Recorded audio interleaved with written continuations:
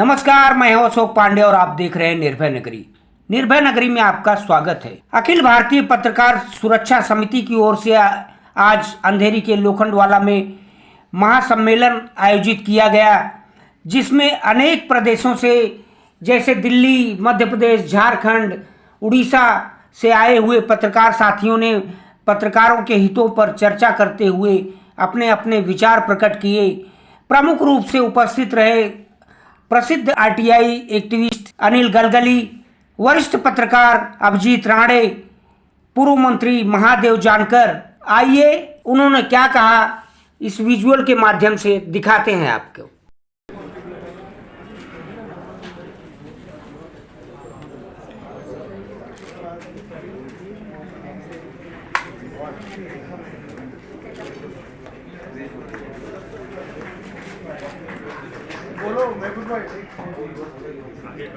छत्तीसगढ़ के प्रदेश अध्यक्ष गोविंद शर्मा जी से आग्रह करूंगा, मंच में आए।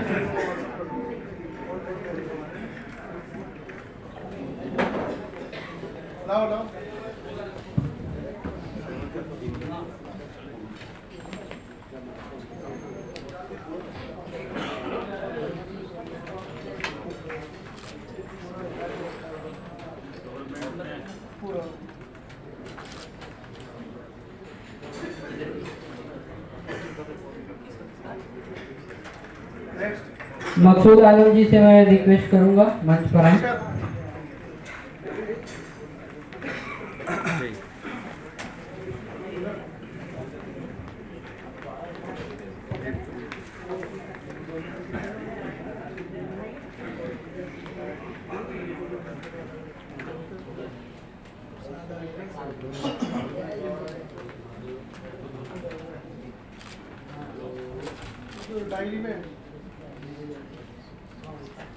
सर्वेश तिवारी जी झारखंड प्रदेश अध्यक्ष से आग्रह करूंगा, मंच पर आए।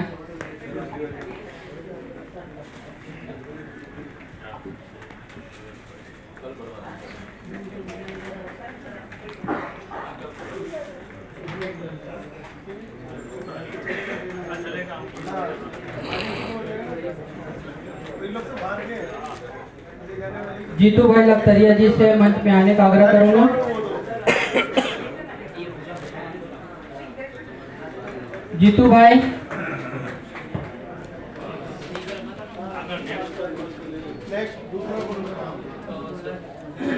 जमाल भाई से मंच में आने का आग्रह करूंगा।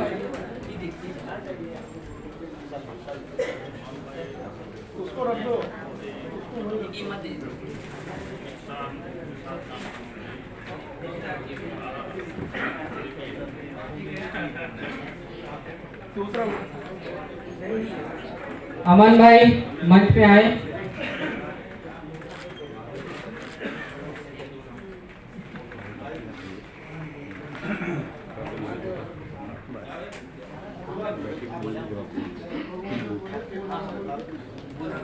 मनोज सिंह जी,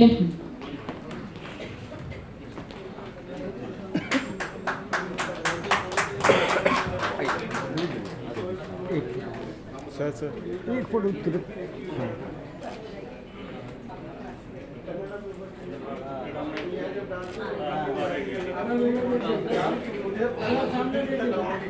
बेंगलोर से आए बेचारे, मुझे चंदा मैम से मैं मंच में आने का आग्रह करूंगा।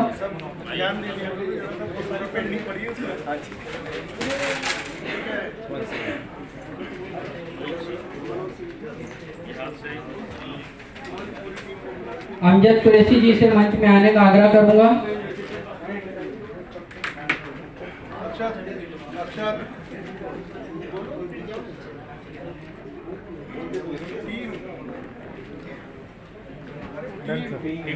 चंदा मैम और उनकी पूरी टीम से मैं मंच में आने का आग्रह करूंगा।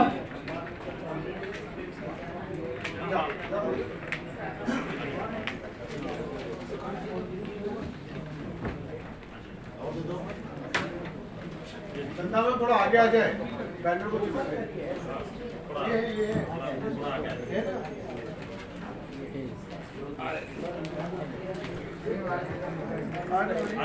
ये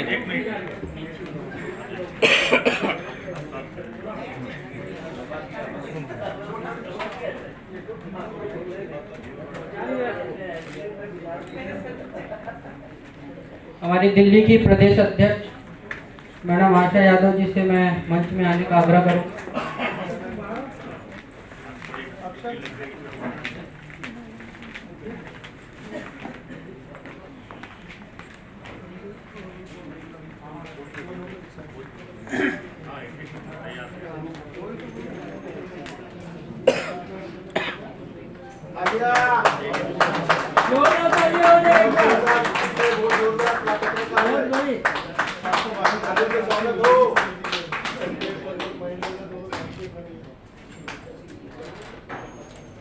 गुलाम हुसैन जी, अमजद कुरैशी जी से मैं स्टेज में आने का आग्रह करूंगा।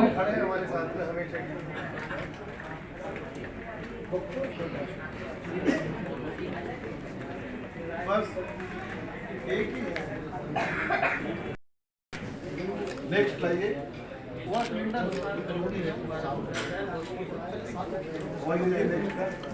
इसी कड़ी में सम्मान की कड़ी में जावेद तारिक साहब का सम्मान करेंगे।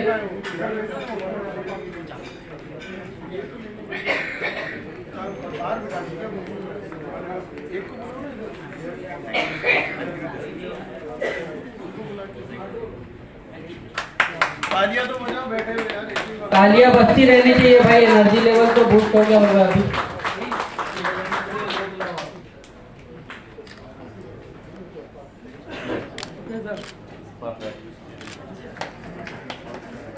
इसी कड़ी में राम कुमार पाल जी का स्वागत करेंगे, राष्ट्रीय अध्यक्ष जी। और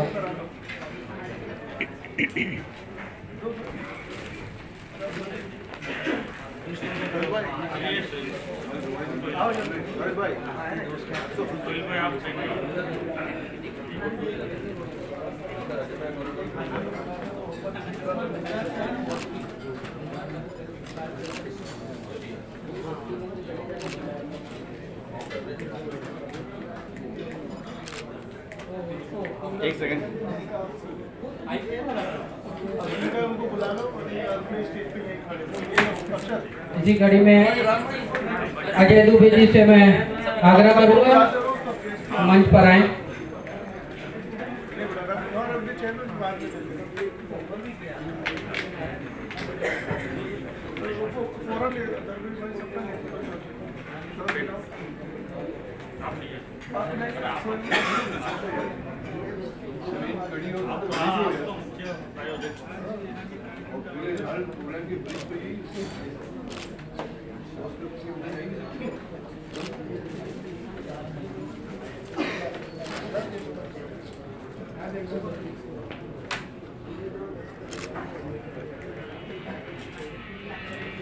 धर्मेश भाई से आग्रह करूंगा मंच पर आए।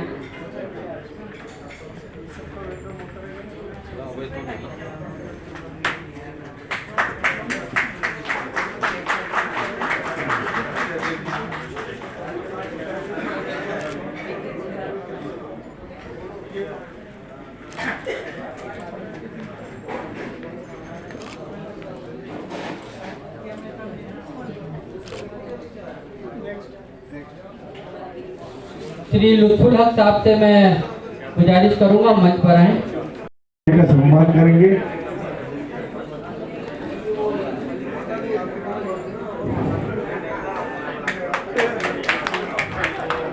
क्लिंटन क्लिंटन अभिजीत राणे जी का सम्मान महादेव जानकर और ईश्वर मानकर जी के करें। अभिजीत राणे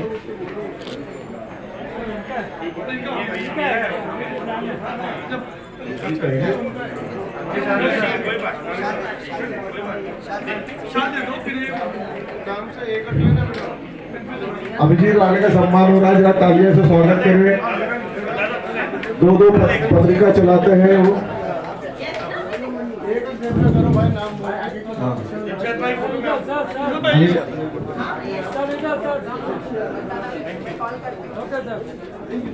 अलग ही चलो भाई ये महादेव जी, ये राम भाई, यशवंत जी, आइए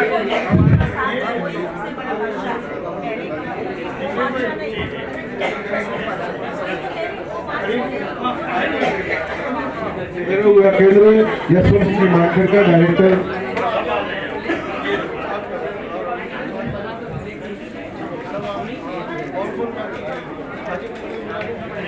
अनिल गलगली जी का लाइए। अनिल गलगली जी, आकाश अभी तो दिया अक्षर अनिल जी का, उधर रखा ना कोने में। समाज की सेवा भी करते हैं। इन्होंने कोरोना काल में 4 गांवों को गोद लेके लगभग 80 लाख रुपए की मदद इन्होंने ऑक्सीजन के रूप में इन्होंने की थी। आप भी उनका मंच में उनका हम स्वागत सभी उनका सम्मान करते हैं।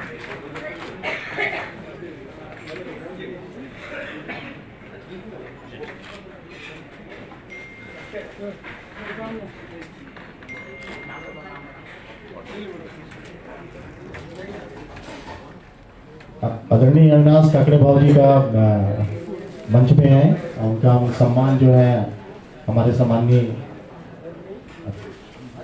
द्वारा किया जाएगा। आदरणीय अविनाश भाई काकड़े जी।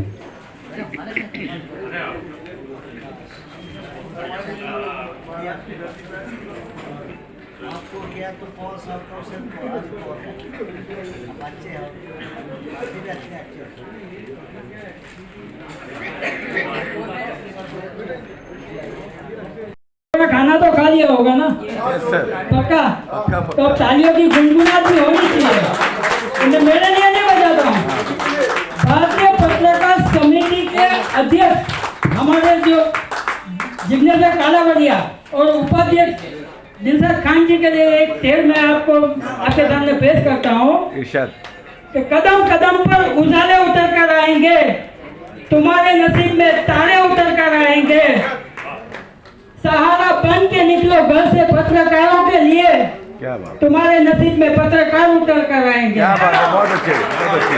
और आप लोगों का भी एक शेर डेडिकेट करता हूँ कि मंजिल उन्हीं को मिलती है जिनके सपनों में जान होती है, मंजिल उन्हीं को मिलती है जिनके सपनों में जान होती है, पंखों से कुछ नहीं होता, हौसलों से उड़ान होती है। क्या बात है, तो हमें ये साबित कर दिखाना है, हौसलों से उड़ान होती है। क्या बात, पत्रकारिता जिंदाबाद। वाइड मारे जाते हैं। लाइव युद्ध में आपको जो डायरेक्शन देते हैं वो भी पत्रकार होते हैं, मगर पत्रकारों की सुरक्षा इस देश में असुरक्षित हो गई है, सबसे ज्यादा असुरक्षित। लोकशाही का चौथा स्तंभ असुरक्षित है। इसका मतलब है कि देश असुरक्षित है, देश असुरक्षित हाथों में पहुंच चुका है, यह समझने की जरूरत है। सच बात मान लो चेहरे पे धूल है, कि सच बात मान लो चेहरे पे धूल है, आईने पे तोहमत लगाना ये हमारी भूल है। हर वक्त नेताओं ने ऐसा किया, अभिनेताओं ने ऐसा किया, अफसरों ने वैसा किया, नक्सलवादियों ने ऐसा किया, ये बोल के हम क्लीन चिट नहीं ले सकते, ये बोल के हम उसमें निजात नहीं पा सकते। हमको अगर परिवर्तन करना है तो उतरना पड़ेगा। जैसा बिटिया ने बोला था कि वो माउंटेन अगर करना है तो खुद करना पड़ेगा ना, कि पहलवान की मां बन के तो हो नहीं होगा। मैं इनके साथ में इसीलिए जुड़ा था कि बाहर से ज्ञान देना बहुत आसान है, बहुत आसान रहता है, मगर इनके साथ में रह के जब खतरों का सामना, ये खतरों को खिलाड़ी है सब लोग, क्योंकि इनका सच किसी को नहीं चाहिए।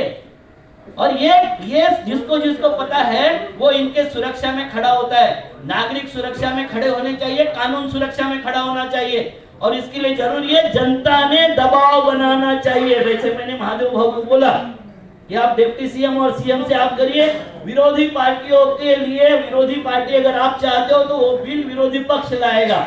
अजीत दादा ने प्रॉमिस किया है, मेरे नेता ने मुझे प्रॉमिस किया है कि हाँ ये बिल मुझे मेरे पास दे दो, मैं आपको ये बिल पटल पर लाऊंगा, आने वाले इसमें पटल पर लाऊंगा। और ये होना चाहिए, क्योंकि महाराष्ट्र ये पायनियर राज्य है। छत्तीसगढ़ में अगर होता है तो उसके पहले महाराष्ट्र में होना चाहिए कि नहीं होना चाहिए, और होना चाहिए तो इसके लिए हमको और आपको सबको पहल करनी चाहिए। इसमें पार्टियों का, पार्टी कौन सी है, किसकी पार्टी है, कौन आएगा, देश बचेगा, लोकतंत्र बचेगा तो हम आएंगे, हम जिंदा रहेंगे। अगर लोकतंत्र ही नहीं बचा तो फिर हम कौन है? कौन है? वैसा भी हमारे यहाँ ब्यूरोक्रेसी मेरिटोक्रेसी के हाथ में सारी की सारी सत्ता केंद्रित हो गई है। आपको जानकर आश्चर्य होगा या शायद नहीं होगा कि देश के 57 परिवारों के हाथ में हमारे देश की 67% प्रॉपर्टी चली गई है। और उसका कोलैप्स कैसे होता है, किस तरीके से कोलैप्स हुआ, ये अभी बता रहे हैं। अडानी प्रकरण इतना बड़ा प्रकरण है, कोई नहीं लिख रहा है। अडानी प्रकरण में LIC के शेयर पहली बार जिंदगी में टूटे हैं। SBI और LIC मिलके 6,80,000 करोड़ रुपए का कॉमन आदमी का पैसा लूट गया, कहीं नहीं लिखा जा रहा है। क्यों? क्योंकि वो असुरक्षित है। उन्होंने भी दे दिया 300 एकड़ जगह, उसमें अंबेडकर भवन भी है। और वो अंबेडकर भवन की जगह दे के जो आपदा में अवसर देखने का काम होता है, तो कोरोना में वो सारा भवन गिरा दिया, किसी को पता भी नहीं चला अंदर क्या चल रहा है। और इतनी सारी जगह 1.5 करोड़ में दे दिया, जो प्राइम लोकेशन है, प्राइम लोकेशन नागपुर का, और दे दिया। अब ये बात पत्रकार अगर उठाए तो डिप्टी सीएम का डंडा पड़ता है। पहुंच गया। पत्रकार अगर ना बोले तो समाज के असंतोष को वाचा कौन देगा, उसको वाणी कौन देगा? ये सारी चीजें, जैसा आपने नेहरू युवा केंद्र बोला, मैं नेहरू युवा केंद्र को SR बोम्मई समय से जानता हूँ। SR बोम्मई साहब जब इनके मंत्री थे, जब से जानता हूँ, मैं उसको फॉलो करता हूँ। कितने सारे उपाध्यक्ष मेरे मित्र रहे आपके नेहरू युवा केंद्र के। तो मैं हर संगठन, जैसा ये अभी बिटिया बोल रही थी कि हम मैराथन के इसमें और इसमें जाते हैं, भाई आपका भी लिखने के लिए अगर क्रीड़ा मंत्री नहीं चाहता है तो कोई पत्रकार लिखने को तैयार है क्या? कोई नहीं लिखने को तैयार। तो ये क्यों होता है? क्योंकि हम नहीं चाहते। नेताओं को पैदा किसने किया? आपने नहीं किया, जनता ने किया। ऐसा लगता है जनता को, नहीं है। हमारे देश में लोकतंत्र समाप्ति के कगार पर है, पार्टी तंत्र चल रहा है। आप पार्टियों को चुनते हो, आप किसी नेता को चुनते नहीं हो। नेताओं को चुनना जब तक शुरू नहीं होगा, जब तक आप प्रशिक्षित नहीं होंगे। आप प्रशिक्षित हो क्या? आपके पास में सही इंफॉर्मेशन आती है क्या? सही इंफॉर्मेशन देने का कोई सोर्स है क्या? मैं गारंटी, मैं इसके अपनी जिम्मेवारी के साथ बताता हूँ, 3 साल हो गए मैं टीवी नहीं देखता हूँ, टीवी की न्यूज नहीं देखता हूँ, क्योंकि हमारे देश में क्या चल रहा है और वहां मात्र युद्ध चल रहा है। पाकिस्तान में क्या हो रहा है, पाकिस्तान में कितनी भूखमरी चल रही है, पाकिस्तान में कितना हाहाकार मचा है। हमारे देश की हालत क्या है? हमारे देश के रोजगार की हालत क्या है, स्वास्थ्य की हालत क्या है, शिक्षा की हालत क्या है, लेबर कानूनों की हालत क्या है? इसके ऊपर कोई डिस्कशन नहीं होता। दिलशाद भाई, ये कितने दुर्भाग्य की बात है। आज हमारे यहाँ सारा जो अल्पसंख्यक समुदाय, खाली मुस्लिम नहीं, अल्पसंख्यक समुदाय जो है वो किस चीज से गुजर रहा है? हर वक्त मामले बदलते रहते, कभी 3 तलाक होता है, तलाक की बिद्दत होता है, कोई और कुछ होता है, लव जिहाद होता है। अभी देख लो, एक सर्वे आया, आपका ध्यान होगा कि नहीं ध्यान मुझे नहीं पता। मुंबई में कॉर्पोरेशन की इलेक्शन और पूरे देश में, महाराष्ट्र में कॉर्पोरेशन के जिला पंचायत के इलेक्शन होने चाहिए कि नहीं, इसके बारे में एक सर्वे आया। सर्वे में पता चला कि बीजेपी हार रही है। तुरंत लव जिहाद, हिंदू जागरण, फलाना जागरण। अरे जनता का जागरण कब होगा? और ये प्रशिक्षित करने की बात है। हम 75 सालों से क्या कर रहे हैं मालूम है? हमारा वोट जाता है पैसे के दम पर, हमारा वोट जाता है दारू के दम पर, जाति के दम पर, धर्म के दम पर, भाषा के दम पर, प्रांतवाद के दम पर। और हम अपेक्षा करते हैं कि अच्छा हो जाए, कोई शिक्षा दे दे, कोई स्वास्थ्य दे दे, कोई सुरक्षा दे दे। भाई साहब, जनता जब तक प्रशिक्षित नहीं होगी तो पत्रकार सुरक्षा के लिए सबसे पहले जरूरी है कि पत्रकार क्यों सुरक्षित रहना चाहिए। ये हमारा प्रशिक्षण किया क्या किसी ने? नहीं किया। अगर पत्रकार सुरक्षित नहीं रहेगा, सवाल कौन पूछेगा? आप सब कैमरे के पीछे के हीरो हो, कलम के पीछे के हीरो हो। आप कलम के सामने आप कभी दिखाई नहीं देते, मगर बिकते वो है जो कैमरा के सामने दारू पीकर एंकरिंग करते, वो बिकते हैं कि नहीं होते? आप देखिए कितने एंकर मैं बता देता हूं आपको कि जिनका होश नहीं संभलता, मगर उसके पीछे जो रियल पत्रकार खड़ा है, जो लिखता है, जो रिसर्च करता है, उनके नाम कितने लोगों को मालूम है? उनको सामने लाने की जरूरत है, उनकी सुरक्षा की जरूरत है। पत्रकार सुरक्षा कानून खाली बोलने के लिए नहीं, डेमोक्रेसी अगर बचानी है तो पत्रकारों की सुरक्षा सर्वप्रथम हो जाती है। हमारा देश 150वें पायदान पर चल गया पत्रकारों की सुरक्षा में। भूख में भी हम 117वें पायदान पर पहुंच गए। ये क्यों पहुंच रहा है? क्योंकि हमारा जनमानस सो गया है। जनमानस एक तरीके से विचार करने लग गया है। हमको ये समझ में आ गया। हमको अनिल जी क्या कहना चाहेंगे? आज अखिल भारतीय पत्रकार सुरक्षा समिति कार्यक्रम में आप शामिल हुए, क्या कहेंगे?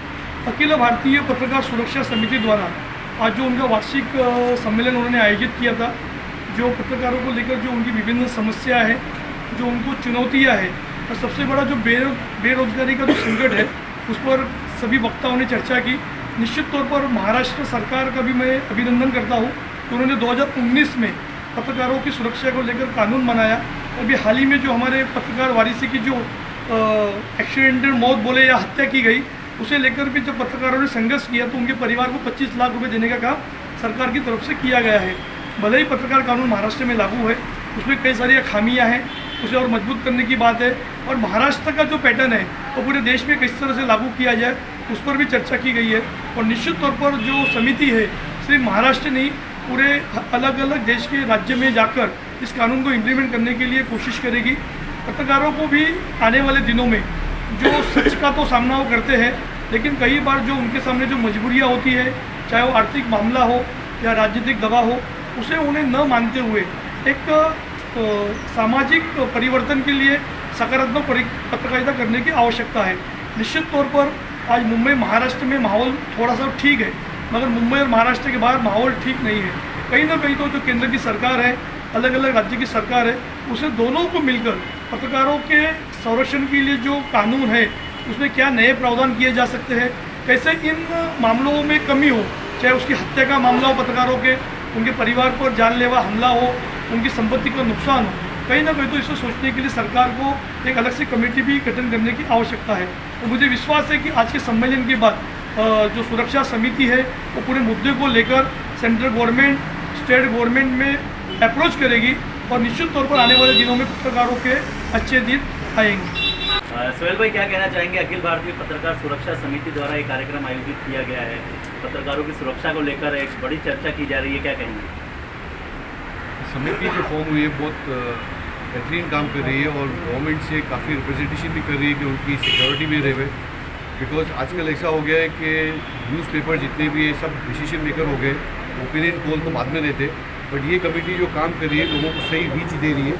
और गवर्नमेंट के पास डेफिनेटली एक लाइजनिंग होना चाहिए, बराबर से ब्रिज बनना चाहिए कि इनके भी प्रोटेक्शन के लिए कुछ होना चाहिए। और जब मैंने यहाँ देखा कि सब बड़े बड़े नेता हैं, अभिजीत तारी जी, अरुण गोगोई जी है, ये सब जब जुड़े हुए हैं तो ये सही मुद्दा जो है तो बराबर से पेश होगा। बिकॉज ये सब जो है एक सिंसियर वे में लोगों के लिए काम करने वाले हैं। जानकर जी भी है। जावेद जी क्या कहना चाहेंगे? कार्यक्रम में आप शामिल हुए हैं, एक बड़ी चर्चा हो रही है पत्रकारों की सुरक्षा को लेकर, क्या कहेंगे उसको?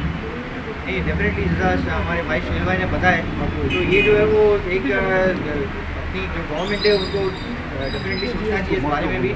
और जो सुरक्षा है उन लोगों को, जितने भी अपने यहाँ पर जो प्रेस वाले हैं, जो मीडिया है, उनको सुरक्षा उनको देनी चाहिए। उनके साथ उनको जो है वो पूरा सामान वो करना चाहिए, उनको सपोर्ट करना चाहिए, ताकि जो है वो सही न्यूज़ आए, सही चीज़ें जो है लोगों के सामने आए। आगे सेंटर भाई सर आप आगे आप बाइट है आपकी बाइट है जी। रामपाल जी क्या कहना चाहेंगे? अखिल भारतीय पत्रकार सुरक्षा समिति द्वारा कार्यक्रम आयोजित किया है और कई चर्चाएं हुई है, क्या कहेंगे? देखिए, इसमें अनिल जी ने बहुत अच्छा अपना जो सुझाव दिया। उसके पहले जो पॉलिसी चलती थी लटकाओ भटकाओ वाले सुन रहे थे, लेकिन सही समय दिया।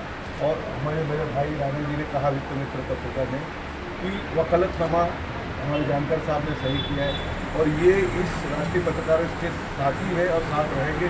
एक खातरी के साथ कहता हूँ, आपको जब भी कुछ हो तो अपनी आवाज़, आज जो एमएलसी है विधान परिषद में, आपकी एक आवाज़ आपके साथ है, यही कहना चाहूँगा। कानून लागू करने के लिए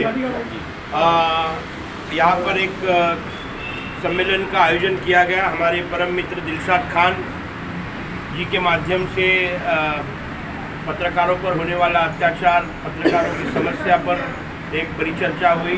मेरे साथ महाराष्ट्र के दमदार नेता श्री महादेव जानकर जी भी हैं, आरटीआई प्रसिद्ध आरटीआई एक्टिविस्ट अनिल गलगली जी हैं हम सभी लोग यहाँ पर पत्रकारों के हित में क्या अच्छा हो सकता है, इस बारे में एक परिसंवाद था। कुछ एक 10 से 12 दिनों में एक विशाल रैली का आयोजन किया जाएगा, जहाँ पर पत्रकारों के हित में पत्रकारों की जो मांगे हैं वो हम सरकार के सामने रखेंगे। और मुझे विश्वास है कि महादेव जानकर जी के माध्यम से हम जल्द ही महाराष्ट्र के मुख्यमंत्री एकनाथ जी शिंदे और महाराष्ट्र के उप मुख्यमंत्री देवेंद्र जी के सरकार में खुद एक जानकर जी मंत्री रह चुके हैं और मुझे विश्वास है कि जानकर जी के नेतृत्व में हमें सफलता मिलेगी। बड़े भाई अभिजीत राणे साहब और मेरे दोस्त आरटीआई के एक्टिविस्ट मेरे दोस्त अरविंद गलगरी साहब, जो राणे साहब ने बात रखी आपके पत्रकारों के बारे में, इस हिसाब से हम महाराष्ट्र के चीफ मिनिस्टर आदरणीय शिंदे साहब और deputy chief minister Devendra Fadnavis साहब को भी हम रिक्वेस्ट करेंगे। और मेरे से भी रिलेशन अच्छा है राणे साहब का दोनों के साथ भी, लेकिन मैं गलगरी साहब का नहीं। तो जो पत्रकारों के हित का जो है, हमारे शासन ने तो पुराने महाराष्ट्र गवर्नमेंट ने तो पत्रकारों के हित का लॉ बना चुका है, लेकिन और भी कोई दिक्कत रहेगी, आपका कोई सुझाव रहेगा तो मैं आने वाली असेंबली में चीफ मिनिस्टर और डिप्टी चीफ मिनिस्टर को वकालत करने की कोशिश करूँगा और मैं पत्रकारों के साथ रहूँगा। पत्रकारों को मेरी रिक्वेस्ट है, रियल जो बात है वो आगे आनी चाहिए। हम भी बोलेंगे, गलत बोलेंगे तो हमारे ऊपर भी अपने लगाना चाहिए। ये सोच के हम आगे चलेंगे तो इंडिया अच्छा बन जाएगा। यही शुभकामना देता हूँ। दिलशाद भाई ने मुझे यहाँ बुलाने का मौका दिया, उसको मेरे दोस्त है, उसको मैं धन्यवाद दिलाना चाहता हूँ। और पत्रकारों के हित जो करना है वो हमारी गवर्नमेंट करेगी, इतना आपको लफ्ज़ देता हूँ। थैंक्स। विजय जी, जिस तरह से महादेव जी ने कहा कि रिलेशन जो है, क्या वो पत्रकारों का फायदा हो पाएगा आपका, जिस तरह से? निश्चित तौर पर महादेव जी ने अगर वकालतनामा हमारा सबका लिया हुआ है तो मुझे विश्वास है कि निश्चित तौर पर इस मुद्दे को हम आगे तक ले जाएंगे।